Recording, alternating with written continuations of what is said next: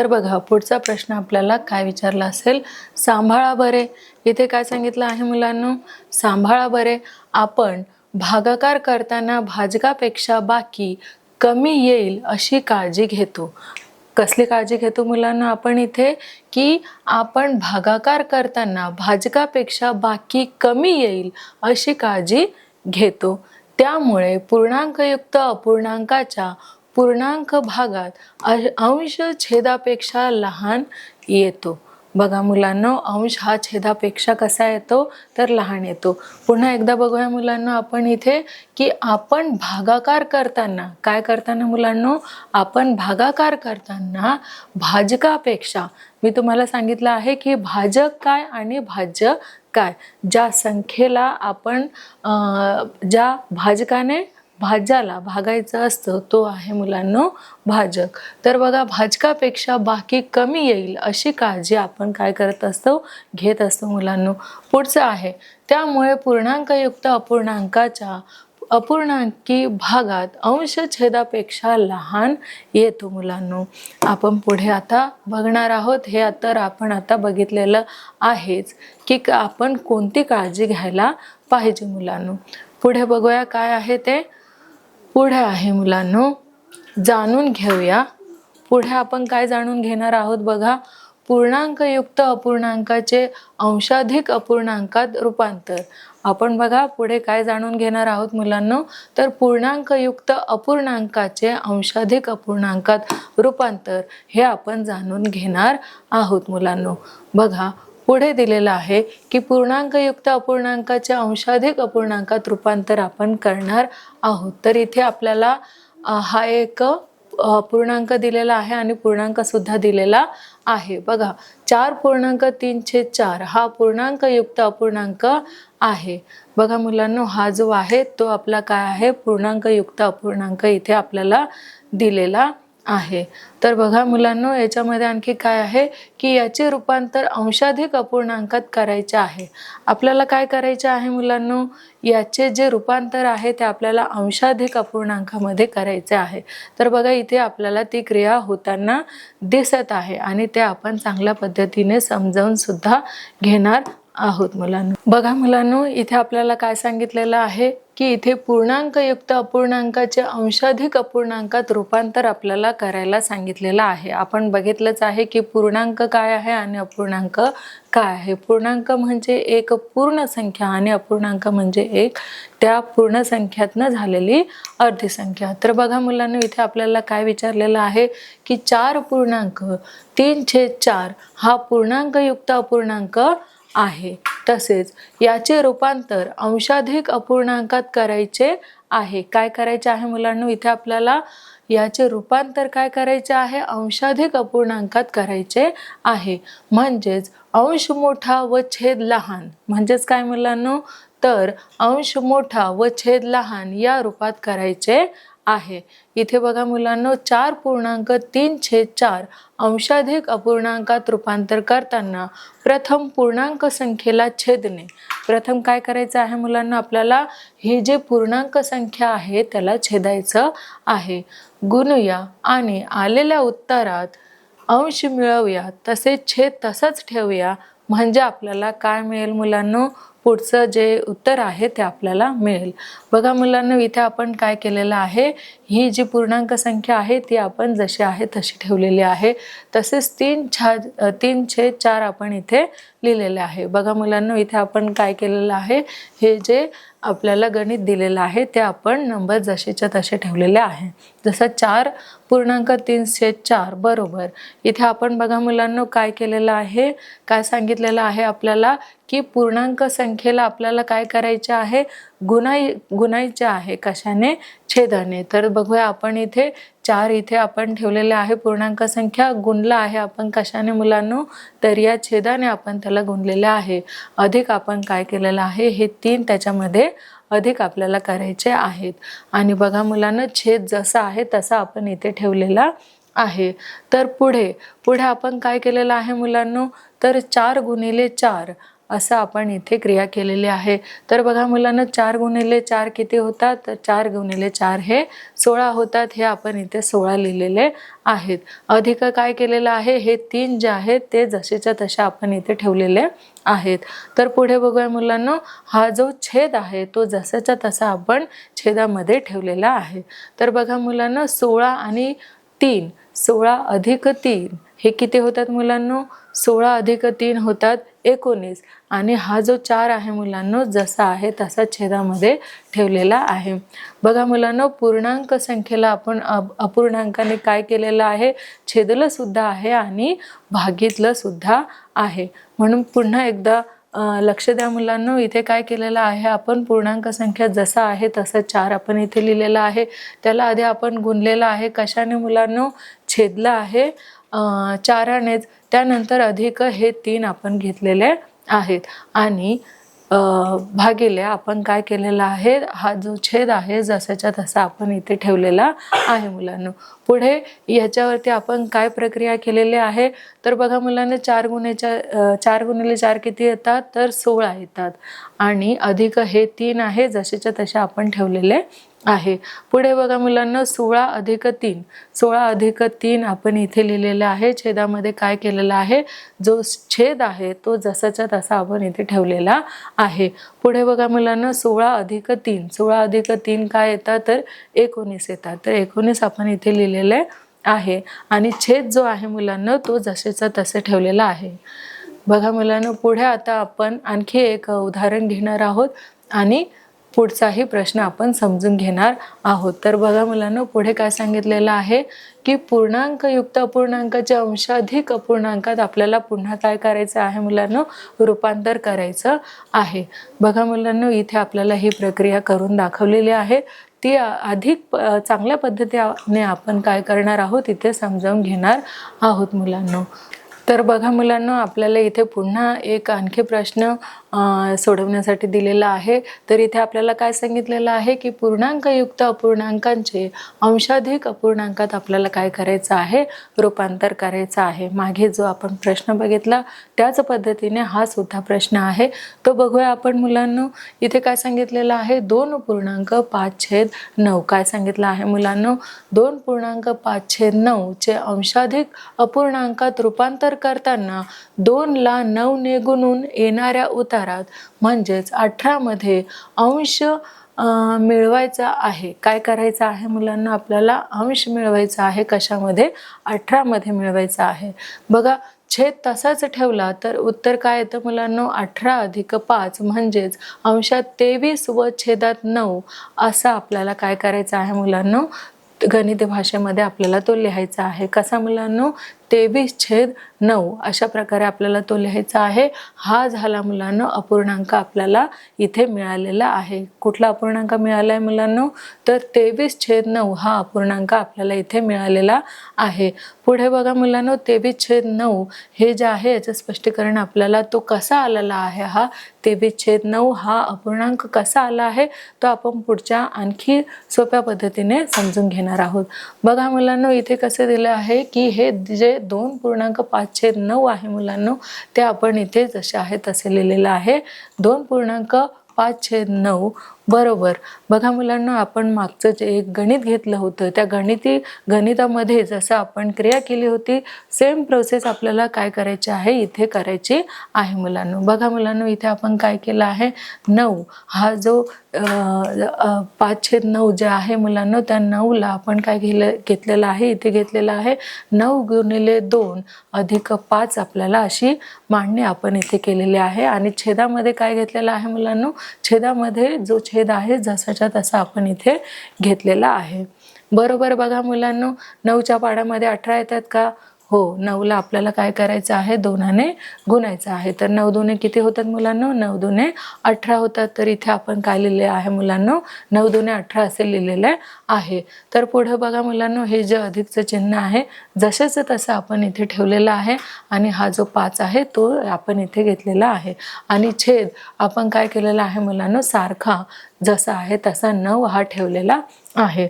बघा मुलांनो, पुढे काय येईल, इक्वलचं चिन्ह येईल, बरोबरचं चिन्ह येईल आणि पुढे काय असेल, 18 अधिक 5. किती होतात मुलांनो? 18 आणि 5 किती होतात?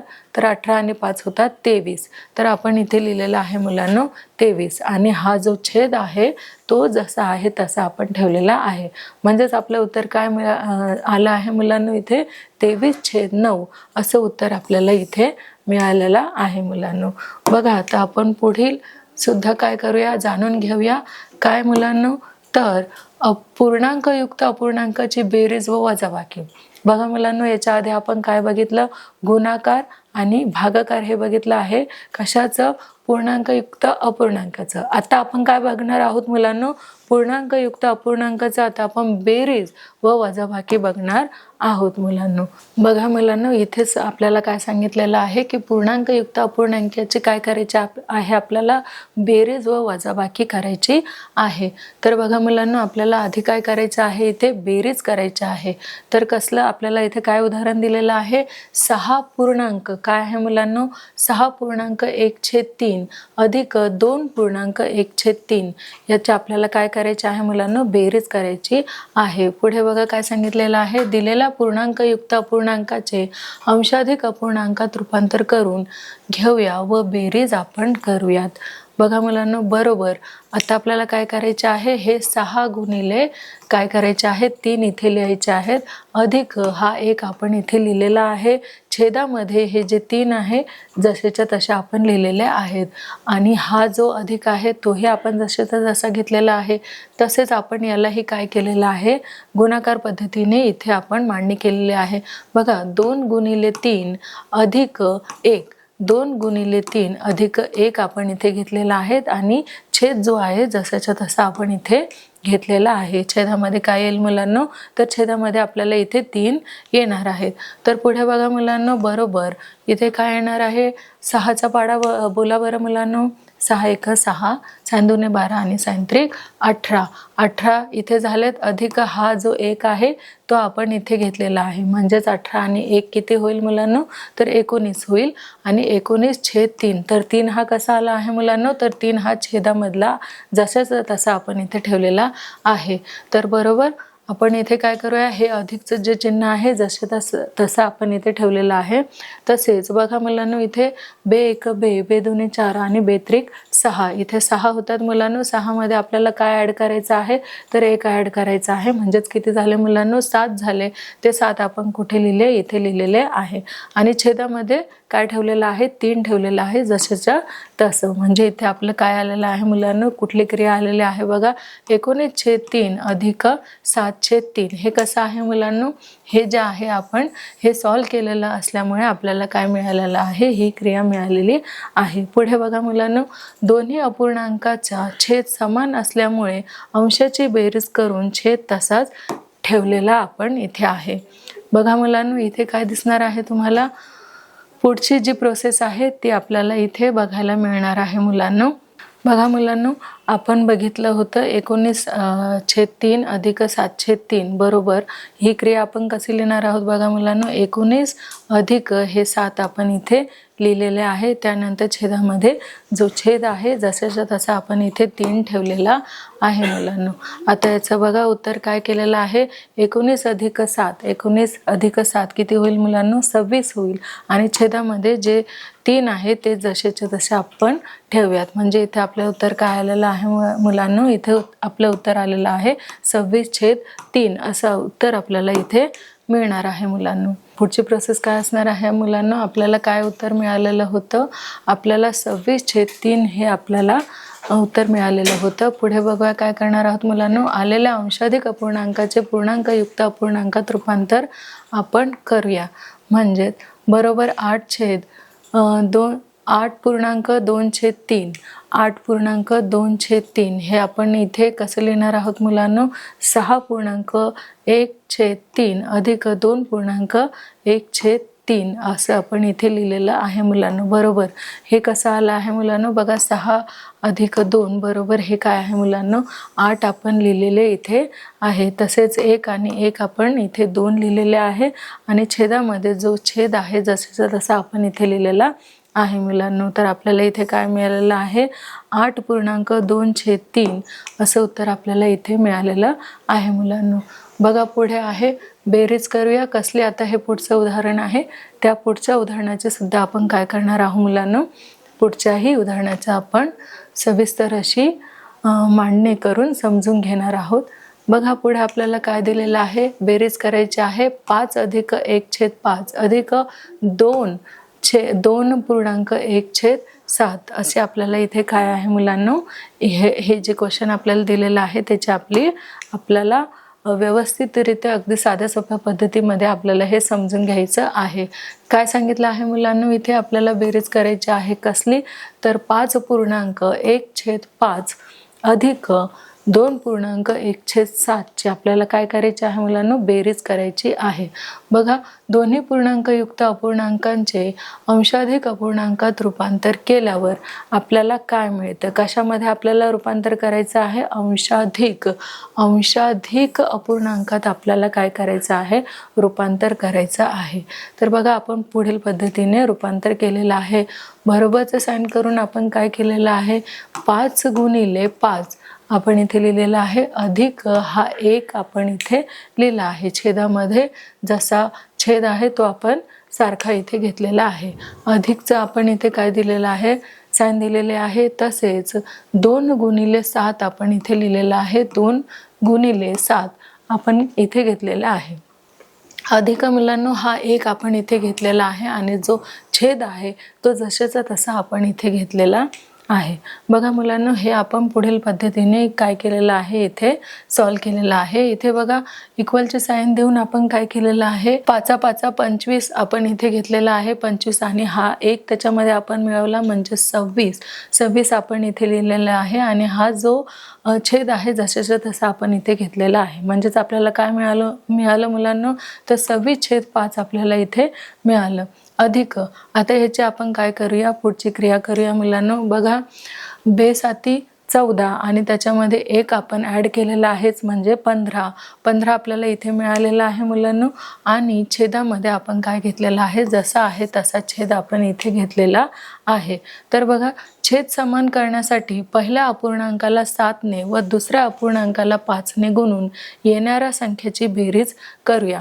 म्हणजेच आपल्याला हा जो इथे वेगवेगळा छेद दिलेला आहे, इथे 5 दिलेला आहे आणि इथे 7 दिलेला आहे, पण हा आपल्याला कसा करायचा आहे, समान छेद करायचा आहे. त्यासाठी आपल्याला काय करावं लागणार आहे मुलांनो, तर त्यासाठी बघा छेद समान करण्यासाठी पहिल्या अपूर्णांकाला म्हणजे ह्या अपूर्णांकाला आपल्याला काय करावं लागणार आहे मुलांनो, तर 7ने व दुसऱ्या अपूर्णांकाला 5ने आपल्याला काय करायचं आहे, गुणायचं आहे. म्हणजेच याने आपल्याला काय करायचं आहे, 7ने गुणायचं आहे आणि ही जो दुसरा अपूर्णांक आहे त्याला आपल्याला कशाने गुणायचं आहे, तर 7ने गुणायचं आहे. बघा मुलांनो पुढील पद्धतीद्वारे आपल्याला काय केलेलं आहे, याला गुणन दाखवलेलं आहे. तर मुलांनो पुढच्या प्रोसेसद्वारे आपल्याला कळेल की आपल्याला इथे काय सांगितलेलं आहे. बघा मुलांनो आपल्याला काय सांगितलेलं की जी पहिला होतं त्याला आपल्याला 7ने गुणायचं आहे आणि या पूर्णांकाला आपल्याला कशाने गुणायचं आहे, 5ने गुणायचं आहे. तर बघा मुलांनो आपल्याला काय करायचं आहे, 26×7 म्हणजे आपल्याला इथे तिरकस गुणाकार करायचा आहे. बघा 26×7 आपण इथे लिहिले, 26×7 हा तिरकस गुणाकार आपण इथे केला आणि ते आपण कंसामध्ये घेतलेला आहे. आणि दुसऱ्या संख्येला आपल्याला कशाने गुणायचं आहे, तर 5ने गुणायचं आहे. म्हणजेच हा तिरकस गुणाकार आपण इथे केलेला आहे. नीट लक्ष द्या मुलांनो. बघा इथे काय केलेलं आहे, 26×7 हा तिरकस गुणाकार आपण इथे केलेला आहे. कशाने, 26ला आपण 7ने गुणला आहे आणि 15ला आपण कशाने गुणला आहे, 5ने गुणलेला आहे. ते आपण ह्या कंसामध्ये इथे लिहिलेलं आहे. 26×7 आपण इथे घेतलेला आहे. 26×7 या कंसामध्ये आपण घेतला आहे. दुसऱ्यामध्ये आपण काय घेतलं आहे, 15×5 काय घेतलं आहे मुलांनो, 15×5 आणि छेद आपल्याला समान करायचा आहे म्हणून आपण छेदामध्ये काय घेतलं आहे मुलांनो, 5×7 आपण घेतलेला आहे. पुढची पद्धत बघा मुलांनो काय केलेलं आहे पुढे, की आपण 5×7 छेदामध्ये घेतलेले आहेत. पुढची प्रक्रिया आपल्याला यांनी इथे करून दाखवलेली आहे. बघा मुलांनो इथे पुढची जी प्रोसेस आहे ती इथे आपल्याला मिळते. तर पुढची प्रोसेस आपल्याला इथे दिसून येते मुलांनो की आपण काय केलेलं आहे, तिरकस गुणाकार केलं आणि त्याची मांडणी आपण इथे लिहिलेली आहे. तर बघा मुलांनो 26×7 किती होतात मुलांनो, 172 अधिक 15 गुणिले 5, 15 पाची किती होतात मुलांनो, तर 75 होतात. ते आपण इथे लिहिलं आहे. बघा मुलांनो, इथे 26 गुणिले 7, 26 साते 172 अधिक 15 पाचे 75 आपण इथे लिहिले. छेदामध्ये काय केलंय मुलांनो, 5 7 किती 35, तर 5 7 35 आपण छेदामध्ये घेतलेले आहेत मुलांनो. नंतर बघा मुलांनो, आपण कुठली प्रक्रिया केली आहे पुढे, की 172 अधिक 75, म्हणजेच आपण 175 मध्ये काय केलेलं आहे, 75 म्हणजेच 75 आपण ॲड केलेलं आहे, त्याच्यामध्ये आपण अधिक केलेले आहे. म्हणजेच आपलं उत्तर इथे काय आलेलं आहे मुलांनो, तर 257 इथे आपलं उत्तर आलेलं आहे. याचं जर आपण बेरीज केली तर याची बेरीज किती येते मुलांनो, 257 येते. आणि छेदामध्ये आपल्याला काय लिहायचं आहे मुलांनो, 35 लिहायचे आहेत. बघा उत्तर काय आहे इथे, उत्तर पूर्णांक युक्त अपूर्णांकात काढण्यासाठी 257ला 35ने भागूया. तर बघा मुलांनो, इथे आपल्याला काय करायचं आहे, 35ने आपल्याला 257ला काय करायचं आहे, भागायचं आहे. तर बघा इथे आपण भागाकारही करून दाखवलेला आहे मुलांनो. बघा 35ने आपण काय केलेलं आहे, 257ला इथे भागितलेलं आहे मुलांनो. बघा 35 7 245 किती होतात मुलांनो, 35 7 245 म्हणजेच 7व्या स्थानी आपल्याला कुठला नंबर मिळतोय मुलांनो, इथे 7व्या स्थानी आपल्याला नंबर मिळतोय 245 हा आपल्याला इथे नंबर मिळतोय मुलांनो. म्हणून आपण 7 कुठे लिहिलेले आहे, तर 257च्या वरती लिहिलेले आहे. आणि आपण जे 245 आहे ते इथे लिहिलेले आहेत. तसेच आपण 257 मधून काय करायचे आहेत मुलांनो, 245 हे वजा करायचे आहेत. वजा केल्याने आपल्याला काय मिळालं मुलांनो, तर 012 म्हणजे 012 हे उत्तर हे बाकी आहे. हे आपल्याला काय मिळालेलं आहे, 012 हे आपले बाकी आहेत. म्हणजेच आपल्याला उत्तर इथे काय मिळालेलं आहे मुलांनो, 7.12/35 हे उत्तर आपल्याला इथे मिळालेलं आहे. तेच आपण अपूर्णांकाच्या पद्धतीमध्ये कसे मांडणार आहोत, तर ते आपण असे मांडणार आहोत, 5.1/5 अधिक 2.1/6 बरोबर किती मुलांनो, तर 7.12/35 असं आपण याची काय करणार आहोत, मांडणी करणार आहोत.